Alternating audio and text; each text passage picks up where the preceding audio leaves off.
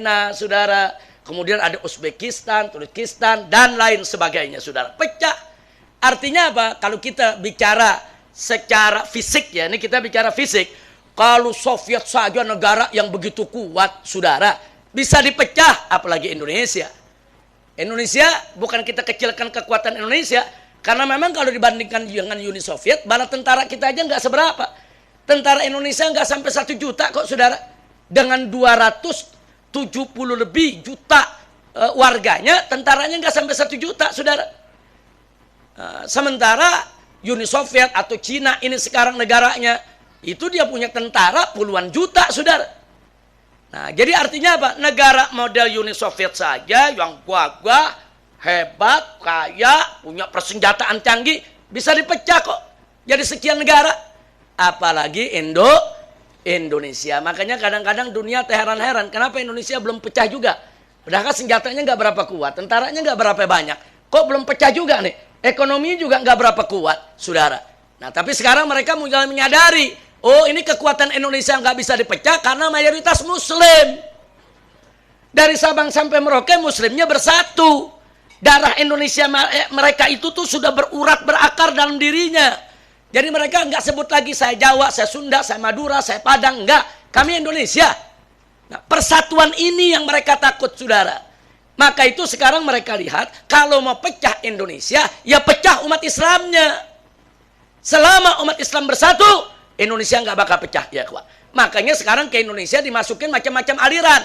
Aliran-aliran yang bikin umat Islam pecah, saudara. Satu sama lainnya saling mengkafirkan. Satu sama lainnya saling menyesatkan. Diadu kita satu sama lainnya, saudara. Karena mereka tahu kekuatan bangsa Indonesia ada pada umat Islam. Nah, maka itu saya minta tolong jaga persatuan kesatuan kita. Dan saya yakin selama Ahlus Sunnah wal Jamaah menjadi mayoritas di Republik Indonesia, insya Allah musuh sebesar apapun, sekuat apapun, nggak bakal bisa untuk pecah belah kita, saudara. Jaga aswaja kita nih, jaga, saudara. Jangan sampai anak-anak kita jadi liberal, saudara. Jadi ikut pemikiran-pemikiran di luar Ahlus Sunnah, saudara. Yang seenaknya mengkafir kanan, mengkafirkan kiri, saudara. Jangan. Jaga akidah Ahlus Sunnah wal Jamaah, jaga akhlak yang diajarkan oleh guru-guru kita di Ahlus Sunnah wal Jamaah. Insya Allah Indonesia nggak bakal pecah, ya kawan. Tapi kalau kita nggak jaga, bisa jadi 5-10 tahun ke depan nama Indonesia hanya tinggal kenangan. Mungkin nanti di peta udah nggak ada lagi tuh negara Republik Indonesia. Bisa jadi nanti di peta yang adanya negara Aceh, negara Sumatera, negara Borneo, negara Maluku, negara Celebes, yaitu negara Sulawesi, saudara. Na'udzubillah min. Dan itu kalau itu terjadi repot. Nanti dari Jakarta mau ke Jawa Barat aja pakai paspor tuh. Ya kalau Jawa Barat jadi negara Republik Pasundan mau bilang apa? Mesti pakai paspor, saudara. Nah, itu akan mempersempit ruang gerak dakwah kita, memecah belah daripada hubungan kita, dan itu tidak boleh terjadi. Setuju? Siap bersatu? Siap jaga Indonesia? Takbir. Sallu 'alan Nabi. Nah, ini sebetulnya saya sudah sampaikan di mimbar-mimbar. Puluhan mimbar saya sampaikan, ya kawan. Nah, informasi yang saya dapat dari almarhum Bapak Z.A. Maulani. Cuman ada salah satu mimbar saya salah sebut. Saya bilang dari almarhum Kiflan Zain. Nah, itu salah sebut. Pak Kiflan Zain masih hidup. Beliau belum meninggal dunia, saudara. Mungkin saya salah sebut karena yang ini Z.A. Maulani. Ada Z-nya, saudara. Yang ini Kiflan Zain, ada Z-nya juga terakhir. Nah, akhirnya jadi Mugallab itu nama. Sebetulnya yang informasikan saya bukan Pak Kiflan Zain.